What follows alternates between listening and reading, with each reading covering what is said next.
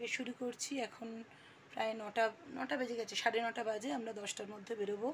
আজকে আমরা শ্রীনগরে একটু সাইট সিনগুলো যাব, আর যাব হচ্ছে শ্রীনগরের রামকৃষ্ণ মিশন। শ্রীনগরের রামকৃষ্ণ মিশনে যাব, একটু ঠাকুর স্বামীজি বড়মা, ঠাকুর স্বামীজি মাকে দেখব, প্রণাম করব, যদি দরকার হয় ওখানে প্রসাদ খাবো। চলো তোমাদের সঙ্গে শেয়ার করি আর কোথায় কোথায় যাচ্ছি। অ্যাকচুয়ালি এখন যাত্রা চলছে বলে অর্ধেক জায়গা বন্ধ রয়েছে, যেমন শঙ্করাচার্য বন্ধ রয়েছে, হ্যাঁ, চশমে শরীফ বন্ধ রয়েছে। মানে যেহেতু পুরো প্রোটেকশানটা অমরনাথে দেওয়া হয়েছে ইন্ডিয়ান আর্মির, সেই জন্য শঙ্করাচার্যতে প্রচুর প্রোটেকশান থাকে। এইসব জায়গাগুলো এখন আপাতত বন্ধ রয়েছে। আমাদের এগুলো ঘোরা সবই, তো আবার যেতাম, যাই হোক সেগুলো বন্ধ রয়েছে, ওই জন্য রামকৃষ্ণ মিশন যাব। আর যেগুলো খোলা আছে সেগুলো আজকে একটু ঘুরে নেব।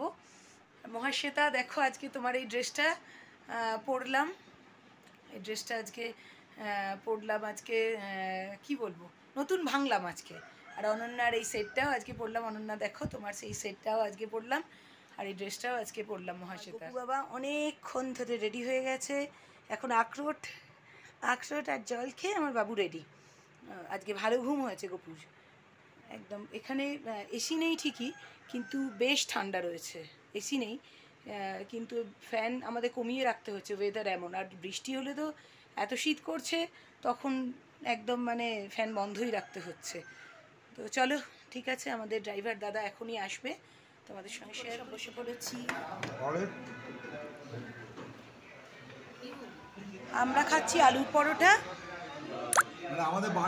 আমরা খাচ্ছি আলুর পরোটা, সুজয় খাচ্ছে ছোলা বাটুরা, সব উইদাউট অনিয়ন গার্লিকে, আর আমার গপু খাচ্ছে আখরোট। সুজয় খেতে শুরু করে দিয়েছে ছোলা বাটুরা। এখানে একটা জিনিস খুব ভালো, এই যে মানে দিল্লির একটা ধাবা রয়েছে, সেটা একদম ভেজ, মানে উইদাউট অনিয়ন গার্লিক। সুজয় সব জায়গায় গিয়ে তো খেতে পারে না, কিন্তু এখানে একদম উইদাউট অনিয়ন গার্লিক, সেই জন্য খেতে পারছে। কালকেও আমরা রাতে খেয়েছিলাম, এত সুন্দর সবজি, মিক্সড ভেজ, আর হচ্ছে অরহর ডাল, আর হচ্ছে বাটার রুটি, পুরো উইদাউট মানে অনিয়ন গার্লিকে, এত সুন্দর খেয়েছি। মিয়ানার একটা গল্প আছে, আমরা আগের বার যখন কাশ্মীর এসেছিলাম, এখানে মাটন রোগান জোশ দাদাভাই বলেছিল খেতে, খেয়েছিলাম। আমরা তো জানি না যে এদের মাটন মানে হচ্ছে ভেড়ার মাংস। এবার সে নিয়ে তাতে এত গন্ধ, আমরা একটুখানি মুখে দিয়ে আর কেউ খেতে পারিনি। পরে আমরা তো ট্যুরিস্ট এজেন্সির সঙ্গে এসেছিলাম, তারা সেই সুজয়ের রুটি আলুর দম করেছিল, আমরা রুমে গিয়ে সেই রুটি আলুর দম খাই। মাটন রোগান জোশ আমরা পুরোটাই এখানে ফেলে দিয়ে গেছিলাম, মানে ছেড়ে উঠে গেছিলাম, মানে এত তাতে ভেড়ার মানে গন্ধ। অ্যাকচুয়ালি এখানে মাটন মানে ভেড়ার মাংস, তো আমরা তো ভেড়ার মাংস খেতে অভ্যস্ত নই, যার জন্য আমাদের প্রচণ্ড কষ্ট হয়েছিল। ওই জন্য আর ওইদিকে এতে তো তীর্থে এসেছি, কোনো ব্যাপারই না, ননভেজের খাওয়ার কোনো গল্প নেই, কিন্তু এমনিও আর ওইদিকে তাকানো না, মাটন রোগান জোশ আর চলবে না কাশ্মীরে। কি সুন্দর সব হাউস বোটগুলো, ইচ্ছা হাউস বোটে থাকার, দেখা শিকারা হচ্ছে। আমরা বিকেল বেলায় শিকারায় যাবো। এত সুন্দর, এর আগেও এসেছি, আমাদের শ্রীনগর স্টেডিয়ামের পাশ দিয়ে এখন আমরা যাচ্ছি। এখানে আমাদের ভারতীয় দল খেলতে আসে ক্রিকেট, অনেক বড় স্টেডিয়াম। এই যে যাচ্ছি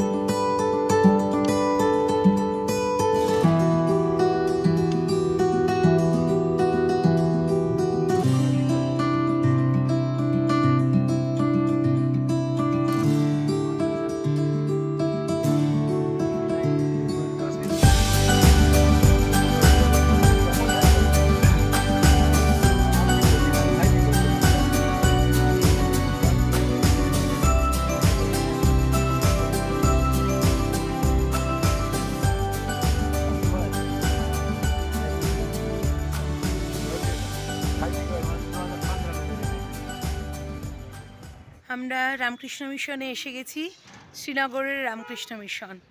এবার ভেতরে ঢুকবো। কোনটা দিয়ে ভালো না, কোন দিকটা দিয়ে? এখন রামকৃষ্ণ মিশনেই রয়েছি। এখানে কি সুন্দর মহাদেব, দেখো শিবলিঙ্গ কি সুন্দর মহাদেব, এখনো ডালিয়া রয়েছে ফুটে।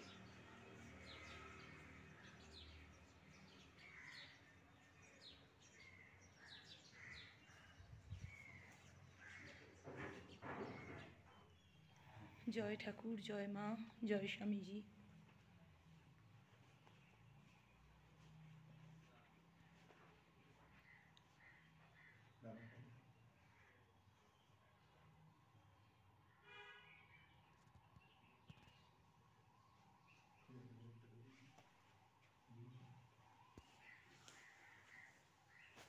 এখন শঙ্করাচার্য যাচ্ছি। এখন দেখলাম শঙ্করাচার্য ওপেন রয়েছে, ভেবেছিলাম বন্ধ আছে, কারণ কাল রাত্রে গুগলে শঙ্করাচার্য বন্ধ দেখাচ্ছিল, কারণ যাত্রা শুরু হয়েছে বলে সেই জন্য। কিন্তু এখন দেখছি শঙ্করাচার্য খোলা আছে। এর আগে আমরা গেছি শঙ্করাচার্য, আবার যাব।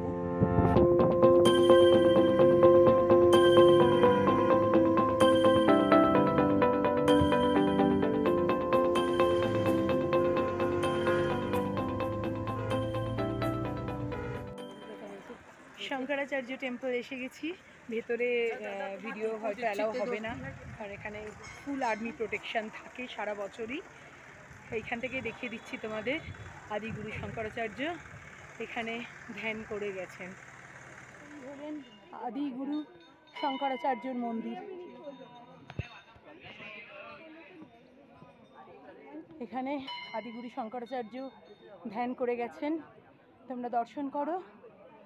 আমিও এর আগে এসেছি, আবার এলাম ঠাকুরের কাছে। সবসময় আর্মি প্রোটেকশন থাকে। জয় ঠাকুর।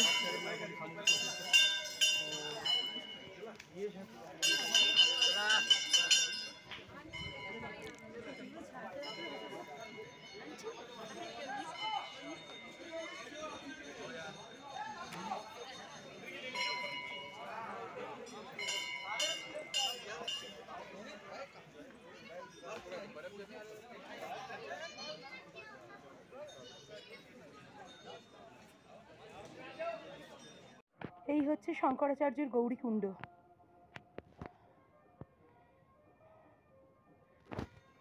আর এখান থেকে শ্রীনগর শহরটা, শঙ্করাচার্য থেকে পুরো শ্রীনগর শহরটা দেখা যায়।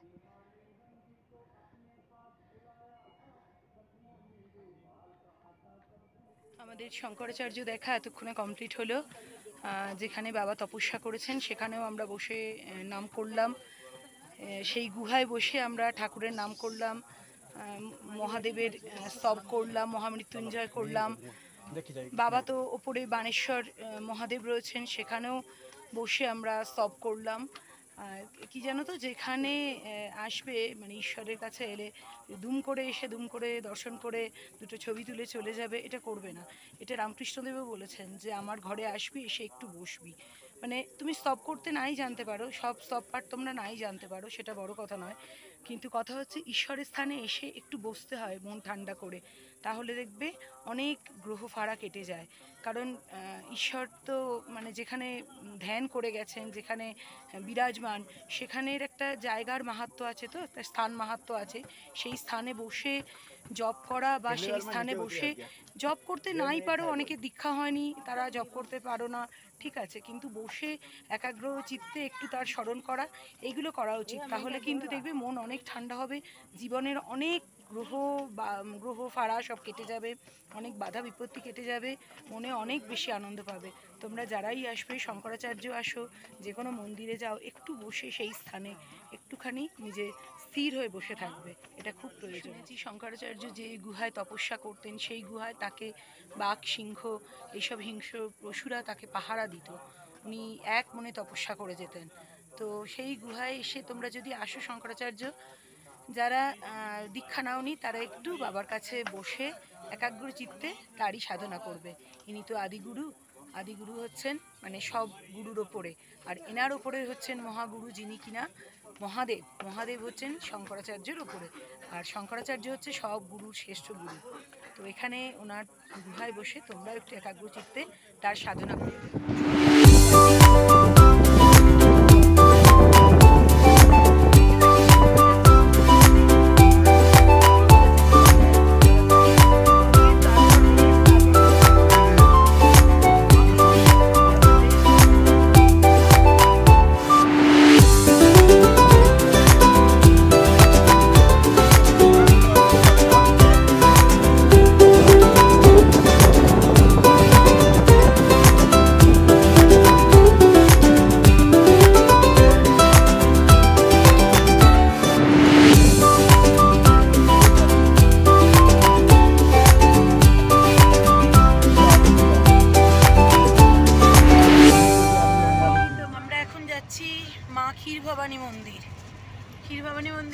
সত্যি বন্ধ ছিল, আজকে খুলেছে দেখতে পেয়েছি গুগলে, সেই জন্য ক্ষীরভবানী মন্দির যাচ্ছি।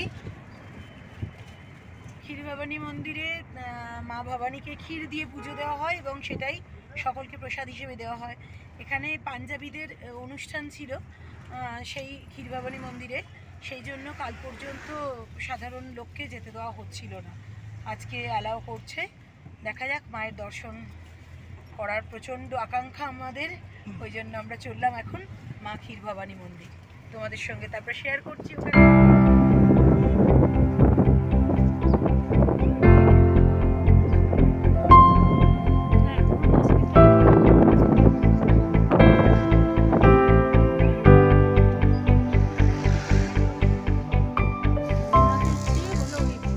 ক্ষীরভবানী মন্দির আমরা এসে গেছি। জয় মা ভবানী, জয় মা শিবানী, জয় মা। ক্ষীরভবানী মন্দিরে কথিত আছে মায়ের কাছে মন প্রাণ দিয়ে যা চাওয়া হয় মা তা উজাড় করে দেন। আমরা মায়ের কাছে আসতে পেরেছি, এটাই আমাদের ভাগ্য। ক্ষীরভবানী মন্দিরে চেকিং হয়ে গেছে আমাদের, আধার কার্ড দেখছে, আধার কার্ড দেখিয়ে এই আমরা মা ভবানীর মন্দিরে ঢুকছি। দেখছি কতটা তোমাদের সঙ্গে শেয়ার করতে পারি, যেখানে ছবি তোলা যাবে, ভিডিও করা যাবে সেইটুকুই করব, বাকিটা আর্মির অর্ডার আমাদের মানতে হবে।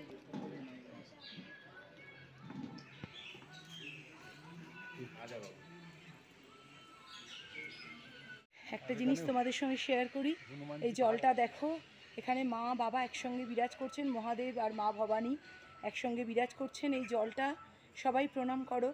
এই জলটা যখন পণ্ডিতজি বললেন, ওখানে পণ্ডিতজি রয়েছেন, উনি বললেন জলটা বিশেষ বিশেষ সময় বিশেষ বিশেষ কালার হয়, যেমন যখন আমাদের দেশে কার্গিলের যুদ্ধ হয়েছে তখন জলটা লাল হয়ে গেছে, যখন গুজরাটের ঘটনা ঘটেছে তখন জলটা লাল হয়ে গেছে, কোনো সময় দেশে কোনো অশুভ মুহূর্ত এলে জলটা কালো হয়ে যায়, এমনি পবিত্র সময়ে জলটা এরকম সাদা থাকে। এখানে মা সারাক্ষণ বিরাজ করছেন, ভীষণ জাগ্রত মা।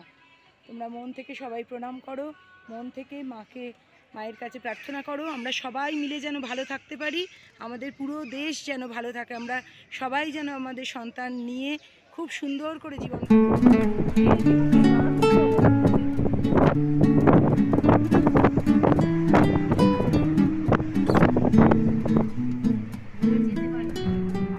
এখন আমরা ডাল লেকের ধারে বসে রয়েছি, এখন বাজে 8টা বেজে গেছে, কিন্তু এখনো এরকম আলো রয়েছে।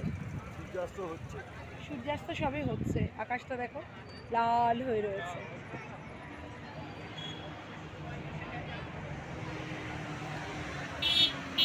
তাহলে আজকে রামকৃষ্ণ মিশন হলো, শঙ্করাচার্য হলো, এখান থেকে দেখো শঙ্করাচার্য দেখা যায়, ওই যে ওপরে ছোট্ট করে দেখা যাচ্ছে পাহাড়ের ওপর, এটাই শঙ্করাচার্য।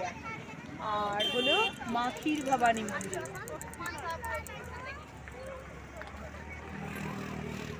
আজকে সব ঠাকুরের মাঝেই আমরা ঘুরলাম, সব ঠাকুর দেবতা দর্শন হলো আজকে।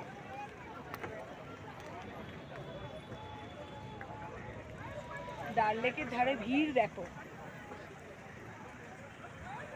অমরনাথ যাত্রা হচ্ছে, কলকাতা পার্ক স্ট্রিট হয়ে গেছে একদম পুরো ডাল লেক।